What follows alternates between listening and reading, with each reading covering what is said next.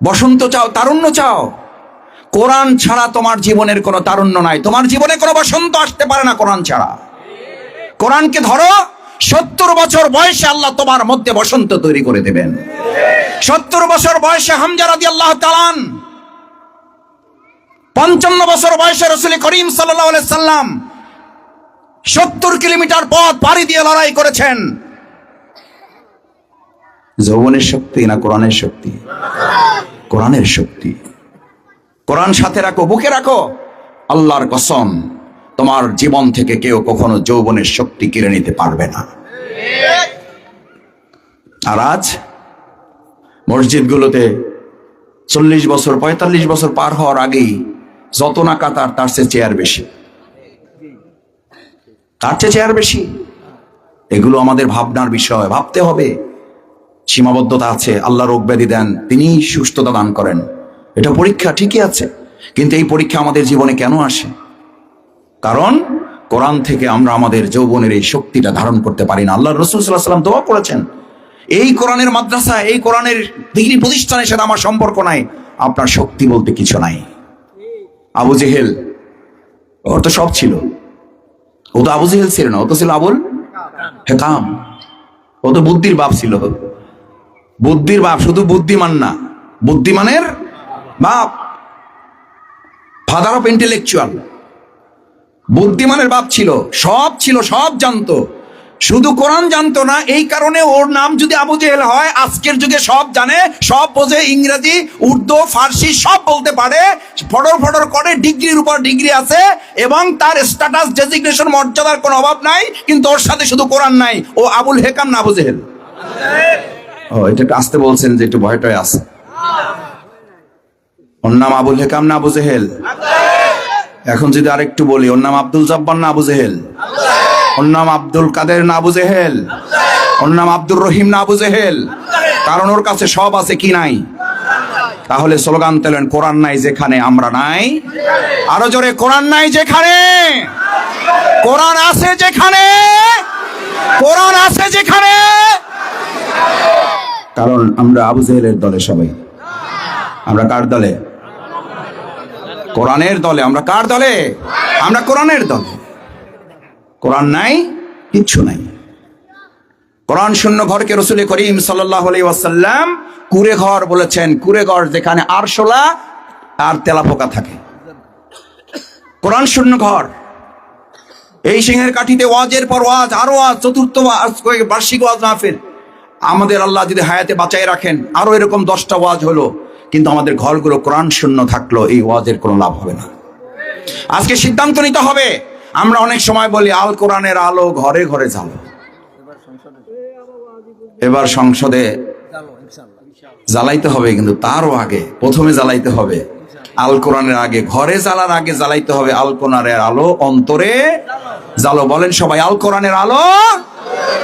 এই অন্তরে যদি জ্বালাইতে পারেন, তাহলে অন্তরের কোরআন এবার সংসদেও কোরআন পৌঁছবে। অন্তরে সাহাবায়ে কোরআন আজমাইনগণ কোরআন ধারণ করেছিলেন, সেই কারণে জাহিলি মদিনা হয়েছে। কি মদিনা? ও ভাইয়েরা, কি মদিনা হয়েছে? আমার তরুণ যুবকেরা, অজ্ঞ মূর্খ মদিনা। প্রিয় নবী রাসূল করিম সাল্লাল্লাহু আলাইহি ওয়াসাল্লাম দুনিয়ার কোন মতবাদ দিয়ে, মানুষের তৈরি করা কোন আইন দিয়ে সোনার মদিনা করেন নাই। মুহাম্মদুর রাসূলুল্লাহ সাল্লাল্লাহু আলাইহি ওয়াসাল্লাম চাইলে পারতেন তার নিজের চিন্তা, দৃষ্টিভঙ্গি, পরিকল্পনা দিয়ে একটা সোনার মদিনা করার পরিকল্পনা তিনি মানুষের কাছে পেশ করতে পারতেন, করেন নাই। আমি আজ তরুণ যুবক, আমার মুরব্বী পিতৃ সমতুল্য চাচা দাদারা জানতে চাই, মাইকের আওয়াজ আমার যে সমস্ত মা বোনেরা শুনছেন, মুহাম্মদুর রাসূলুল্লাহ পৃথিবীর শ্রেষ্ঠ সেনাপতি, মুহাম্মদুর রাসূলুল্লাহ পৃথিবীর শ্রেষ্ঠ রাষ্ট্রপতি, মুহাম্মদুর রাসূলুল্লাহ পৃথিবীর শ্রেষ্ঠ অর্থনীতিবিদ, মুহাম্মদুর রাসূলুল্লাহ পৃথিবীর শ্রেষ্ঠ পররাষ্ট্রবিদ। সেই মুহাম্মদুর রাসূলুল্লাহ কোরআন ছাড়া যদি সোনার মদিনা না করতে পারেন, আজ বাংলাদেশে এমন কোন রাজনীতিবিদ, পররাষ্ট্রনীতিবিদ, অর্থনীতিবিদ, সাংস্কৃতিবিদ হতে পারে না যিনি সোনার বাংলা কোরআন ছাড়া করতে পারবেন। এটা বললে রাজনীতি? এটা বললে রাজনীতি? এই মাদ্রাসার নাম কি? আল কোরআন। কথা বলছি কিসের?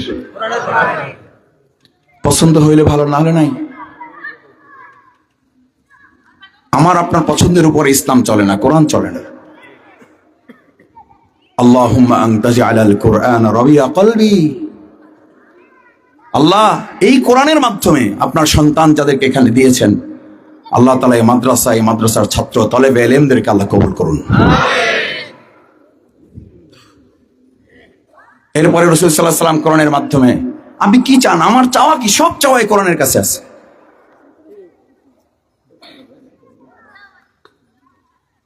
রাসূল সাল্লাল্লাহু আলাইহি ওয়াসাল্লাম দোয়া, পরের দোয়া বললেন, আল্লাহুম্মা আনতা জাআলাল কুরআন রাবিয়া কলবি ওয়া যাহাবা হাম্মি। আল্লাহ, আমার যত টেনশন, আমার দুশ্চিন্তা, আমার যত ভয় ভীতি, ও যাহাবা হাম্মি, আল্লাহ আপনি সব দূর করে দেন। আমিন। সুবহানাল্লাহ। কিসের মাধ্যমে? অ্যান্টিবায়োটিকের মাধ্যমে? নাপা প্যারাসিটামল যেমন আপনার জ্বর দূর করে দেয়, অ্যান্টিবায়োটিক যেমন আপনার জীবাণু ধ্বংস করে, মহাগ্রন্থ আল কোরআন হৃদয়ে ধারণ করতে পারলে ঠিক আপনার জীবন থেকে সমস্ত টেনশন, উদ্বেগ, ভয় দূর করে দেয়।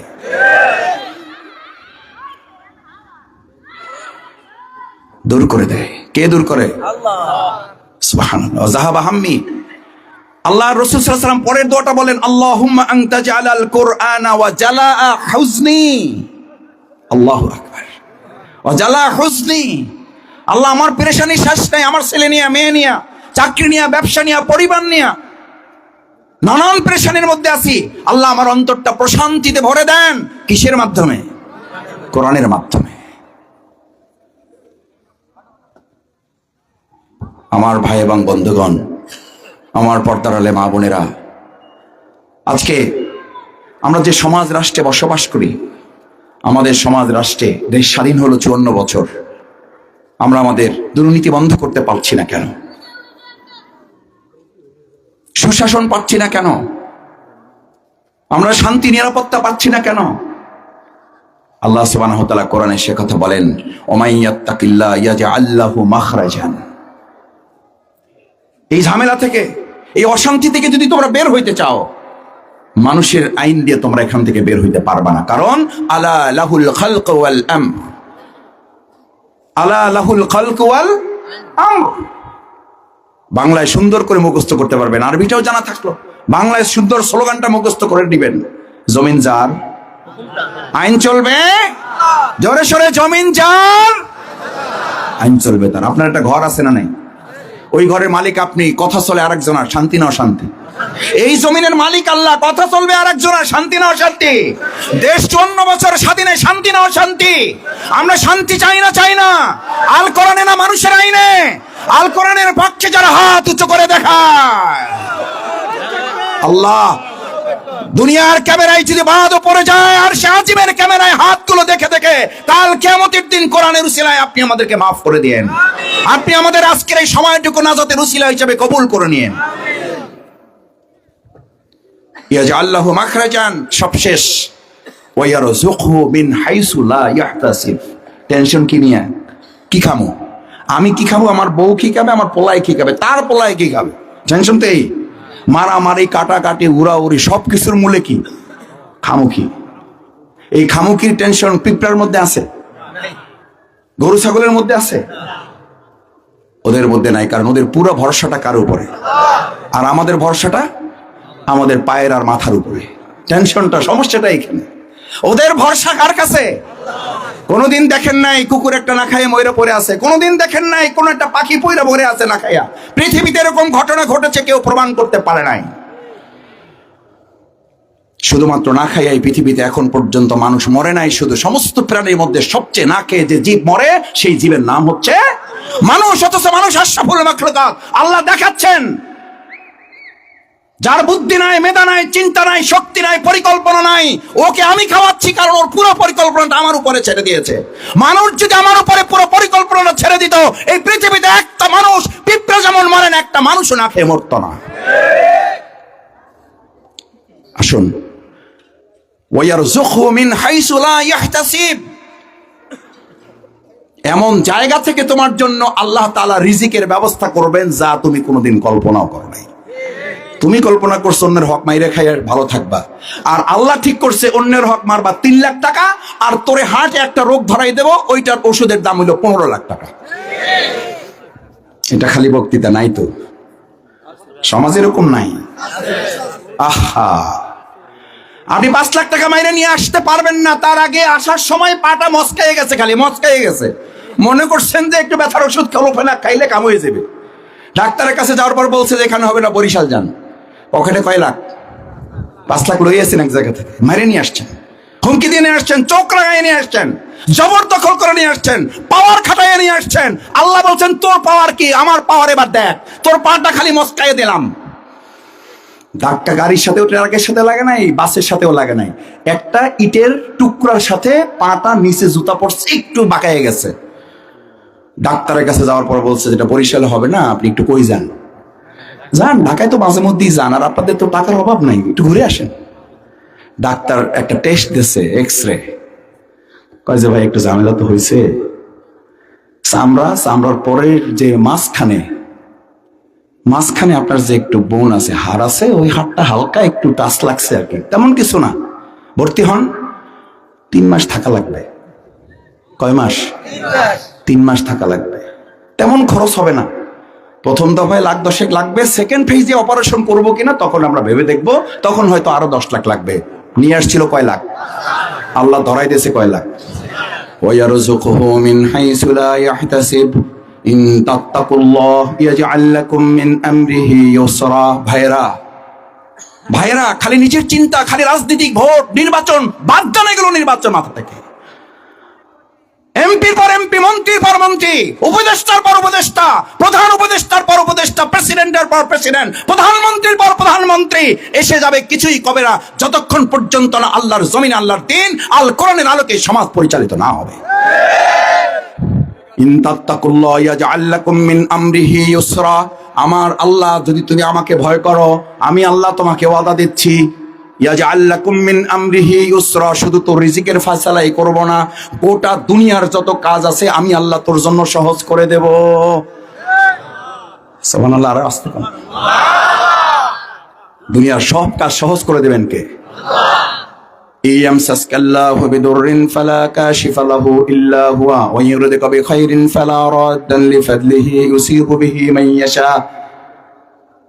ইয়ামসাসকাল্লাহু বিদুররিন, যদি আল্লাহ কারোর জন্য বরাদ্দ করেন, তোমার জন্য দুঃখ, দুর্দশা, বিপদ, মুসিবত, ফালা কাশিফা লাহু ইল্লা হুয়া, এক আল্লাহ ছাড়া দুনিয়ার কেউ নেই। গোটা ডাক্তার, গোটা বিশ্ব ব্যবস্থা, গোটা স্বাস্থ্য সেবা তোমাকে বেটে খাওয়ালেও তোমাকে ওখান থেকে কেউ মুক্ত করতে পারবে না। সেজন্য এক বাদশা মরার সময় বলেছিল, আমার হাত দুইটা কফিনের খাট থেকে এরকম হাত দুইটা দুই দিকে সরাই দিবা, আর আমার খাটটা বহন করবে কে? সব ডাক্তার আমার খাট বহন করবে। বলেছিল, হুজুর কারণটা কি? কয় পৃথিবীর মানুষ জানুক এই ডাক্তাররা সব এক জায়গায় হইয়াও আমার কিছুই করতে পারে নাই। সুবহানাল্লাহ। আর আমার হাত দুইটা এভাবে থাকবে, ওরা দেখবে আমি বড় বাদশা ছিলাম, কিন্তু যাওয়ার সময় আমার হাতে কিছুই নাই, খালি হাতে সব ফেলে চলে যাচ্ছি। ইউরিদুকা বিখাইরিন ফালা রাদ্দা লিফাদলিহি ইউসিবু বিহি মান ইয়াশা। আর আল্লাহ যদি তোমার জন্য, আমার জন্য, আমাদের জন্য, আপনাদের জন্য বরাদ্দ করেন, ইউরিদুকা বিখাইরিন, কোন কল্যাণ, কোন ভালো কিছু, তোমার প্রয়োজনীয় প্রাপ্তি যদি তোমার জন্য বরাদ্দ করেন, ইউরিদুকা বিখাইরিন ফালা রাদ্দা লিফাদলিহি ইউসিবু বিহি মান ইয়াশা, গোটা পৃথিবী যদি তোমার প্রতিদ্বন্দ্বী হয়ে যায়, গোটা পৃথিবী যদি তোমার সামনে দাঁড়িয়ে যায়, যেটা তোমাকে দেওয়া হবে না, আল্লাহ বলেন ওটা আমি তোমারে দেবই, কেউ ঠেকাতে পারবে না। দুই ঠোঁটের মাঝখানে খাবার চলে আসছে, আল্লাহর পক্ষ থেকে বরাদ্দ নাই, খাইতে পারবেন না। কোন ঠোঁটের মাঝখানে আসছে? কোন ঠোঁটের?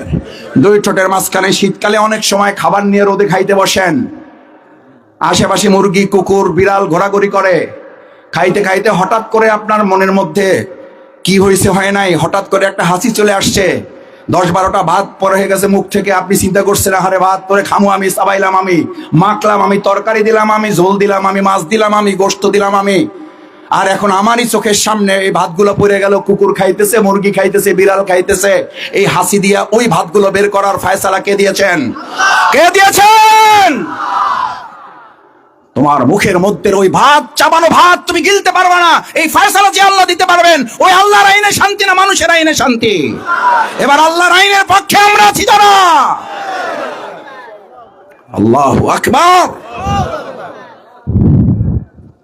আসুন, সম্মানিত ওলামায়ে কেরামগণ আছেন, আমরা ওনাদের কথা শুনবো। ওনারা মেহমান, আমরা তো আপনাদের স্থানীয়, এবং আসলে মেহমান না, আমি শ্রোতা হিসেবে আসছি। কিছু কথা শুনেছি, আরো কিছু কথা শোনার চেষ্টা করবো ইনশাআল্লাহ। আল্লাহ সুবহানাহু ওয়া তাআলার কাছে আপনাদের জন্য দোয়া করি। আপনারা এত সুন্দর আয়োজন করেছেন, কত সংখ্যায় উপস্থিত হয়েছে এটা নিয়ে ভাববেন না। আল্লাহুম্মা ইয়া মুকাল্লিবাল কুলুব সাব্বিত কলবি আলা দীনিক, আল্লাহুম্মা ইয়া মুসাররিফাল কুলুব সাররিফ কুলুবানা আলা তাআতিক। এটা ভাববেন না ওয়াইজিন কত ভালো ওয়াজ করছে, ভাববেন যা আলোচনা হয়েছে আল্লাহ এর মধ্য দিয়ে আমার অন্তরটা হেদায়েতের জন্য কবুল করেন, এর অন্তরটা দ্বীনের জন্য কবুল করেন। এই কথার মধ্য দিয়ে আমাকে আপনার আনুগত্য করার তৌফিক দান করেন। আনুগত্য করার মালিক ওয়াইজিনিরা না, আনুগত্যের পরিবর্তনের মালিক এই আমরা না, আনুগত্যের পরিবর্তনের মালিক এই সমাজ রাষ্ট্রের কেউ না। কে? আল্লাহুম্মা ইয়া মুকাল্লিবাল কুলুব। এই অন্তরের পরিচালক শক্তি হচ্ছেন আল্লাহ সুবহানাহু ওয়া তাআলা। রেজান নামায়া তারপরে বরফ কেটে রাস্তায় চলতে হয়।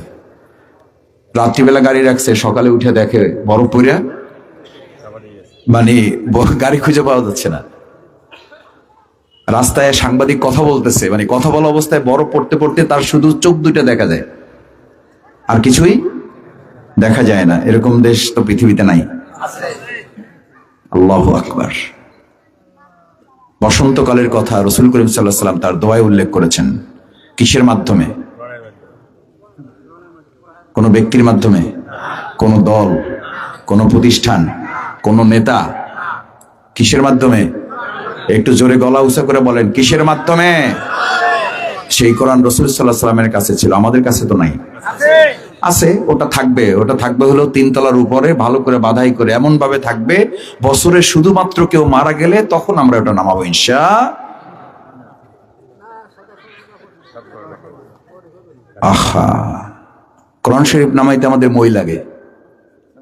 কোরআন শরীফ নামাইতে আমাদের কি লাগে জানেন?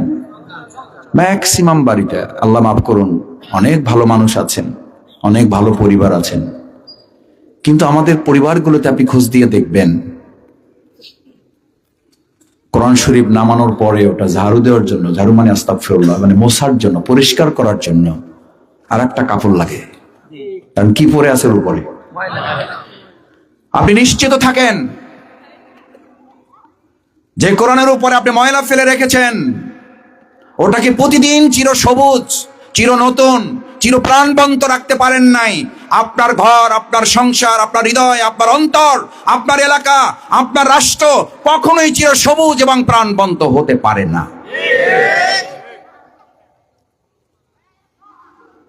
ওমান আ'রাদা আন যিকরি ফাইন্না লাহু মাঈশাতান দনকা। কোরআন বাদ দিয়ে চলবা, এত আসপর্দা তোমার। ওমান আ'রাদা আন যিকরি, আমার স্মরণ, আমার জিকির, আমার কোরআন, এটাকে উপেক্ষা করবা, করো। ফাইন্না লাহু মাঈশাতান দনকা, গোটা পৃথিবীর ইঞ্চি ইঞ্চি মাটি আমি তোমার জন্য সীমাবদ্ধ করে দেব, একটা পা ফেলার তুমি জায়গা পাবা না। মহান আল্লাহ সুবহানাহু ওয়া তাআলার এই কথার বাস্তবতা আমাদের সমাজে আছে না নাই? কোরআনকে উপেক্ষা করে মনে করেছিল গোটা পৃথিবী তার, গোটা দেশ তার, সব তার, আর এখন গোটা পৃথিবীতে একটা পা ফেলার জায়গা তার পাওয়া যাচ্ছে না। এটা শুধু ফেরাউনের সময় ছিল, নমরুদের সময় ছিল, এখন তো আর নাই। এই নজির এখন তো আর নাই, ছিল এখন থেকে 22 বছর আগে, ছিল 100 বছর আগে, চোখের সামনে আছে। আপনি মনে করার কোনো কারণ নাই খালি কোন এক মহিলার জন্য আছে, আমার জন্য আছে, যদি আমি এই কোরআনকে সম্মান করতে না পারি। আল্লাহুম্মা আনতা জাআলাল কুরআনা রাবিআ কলবি। তরুণেরা, যুবকেরা দাঁড়ায় আছো, দেখতে এত ভালো লাগে, আলহামদুলিল্লাহ। তোমরা দাঁড়াই থাকলে ভালো লাগে, এই কারণে শক্তি পাই। আমাদেরও কিছু বয়স হয়ে গেছে, দাড়ি পাকলে আয়নার সামনে দাঁড়াই, তখনই দাড়ি পাকলে মন বলে সময় হয়ে গেছে। পরিবারে আমাকে অনেক সময় বলে একটু কালার টালার করা যায় না? আমি বললাম হ্যাঁ যায়। ক্লাব কি? আমি তো জানি নিজের সাথে করা যায়। আমি আমার জায়গা থেকে বলছি, আল্লাহ মাফ করুন, যারা করেছেন করতেছেন, কোনো অসুবিধা নেই, ইসলামে বিধান আছে। কিন্তু আমার কাছে মনে হয় এটা নিজের সাথে নিজের প্রতারণা, এটা নিজের সাথে নিজের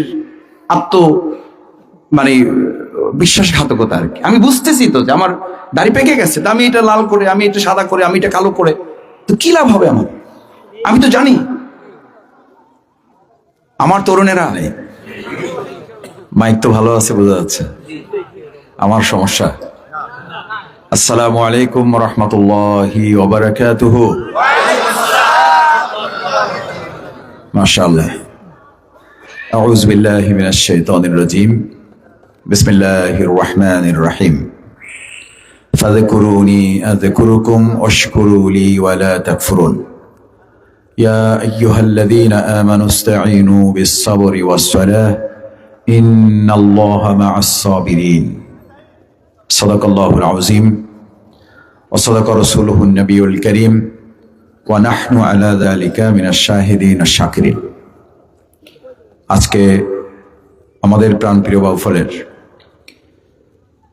কালীশ্বরীর অত্যন্ত গুরুত্বপূর্ণ জনপদ সিংহের কাঠি হাজী পঞ্চমালী মাধ্যমিক বিদ্যালয় মাঠে আয়োজিত আমাদের দ্বীনি শিক্ষা প্রতিষ্ঠানগুলোর অন্যতম একটি প্রতিষ্ঠান। খুব বেশি দিন হয়নি, কিন্তু আলহামদুলিল্লাহ ইতিমধ্যে আমাদের এলাকায় মানুষের নজর কাটতে সক্ষম হয়েছে। আমরা আল্লাহর শুকরিয়া আদায় করি আলহামদুলিল্লাহ। আমাদের সেই প্রিয় প্রতিষ্ঠান আল কোরআন মাদ্রাসার উদ্যোগে আজকের এই চতুর্থ বার্ষিক ওয়াজ মাহফিলের সম্মানিত সভাপতি, আমাদের একান্ত শ্রদ্ধাভাজন বিশিষ্ট আলেমে দ্বীন মুফতি আব্দুল হালিম কাশিমেদ আহমদ বারাকাতুহু শাইখুল হাদিস, ইতিমধ্যে আপনাদের সামনে অত্যন্ত গুরুত্বপূর্ণ বক্তব্য রেখেছেন। মূল্যবান কথা আমি শোনার শেষের দিকে এসে সুযোগ পেয়েছি আলহামদুলিল্লাহ।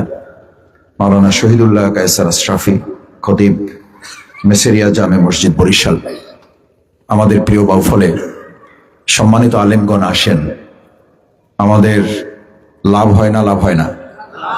লাভ হয়। যত বেশি আলেম আসবে, যত বেশি ইসলামের আলোচনা হবে, তত আল্লাহ তাআলা আমাদের বারাকা দিবেন ইনশাআল্লাহ। আলহামদুলিল্লাহ আমাদের মাঝে আমাদের মুরব্বী উপস্থিত হয়েছেন, বক্তব্য রাখবেন। আমি আসলে শুধুমাত্র আপনাদের কাছে একটু সালাম দেওয়া, দোয়া নেওয়ার জন্য, আর মাঝখানে দুটো কথা যদি বলার সুযোগ আল্লাহ তাআলা দান করেন, আমরা আল্লাহ তাআলার কাছে সবাই তৌফিক কামনা করি। সকলে বলি আমিন। সম্মানিত ভাইরা, আল কোরআন মাদ্রাসার উদ্যোগে এই চতুর্থ বার্ষিক ওয়াজ মাহফিল আল্লাহর খাস মেহেরবানি, যে নাম দিয়ে এই মাদ্রাসা নামকরণ করা হয়েছে, আমরা আশা করি এই নামকরণের মধ্যে আল্লাহ সুবহানাহু ওয়া তাআলা এক বিরাট বরকত দান করবেন ইনশাআল্লাহ। কারণ প্রিয় নবী মুহাম্মদ রাসূলুল্লাহ সাল্লাল্লাহু আলাইহি ওয়াসাল্লাম এই আল কোরআনকে নিয়ে এত আবেগ ঘন দোয়া করেছেন, আল্লাহুম্মা আনতা জাআলাল কুরআনা রাবিয়া কলবি। হে আল্লাহ, আপনি এই কোরআনের মাধ্যমে আমার অন্তরে বসন্ত তৈরি করে দেন। সুবহানাল্লাহ। কি তৈরি করে দেন? বসন্ত। আমাদের কয়টা ঋতু? 6 ঋতু। সবাই বলতে পারবেন কিনা আল্লাহ জানে। ঋতুরাজ বসন্ত। আলহামদুলিল্লাহ আমাদের এক ভাই বলছেন, পৃথিবীতে খুব কম দেশ আছে আবহাওয়ার দিক থেকে এত সুন্দর দেশ আল্লাহ আমাদের দিয়েছেন।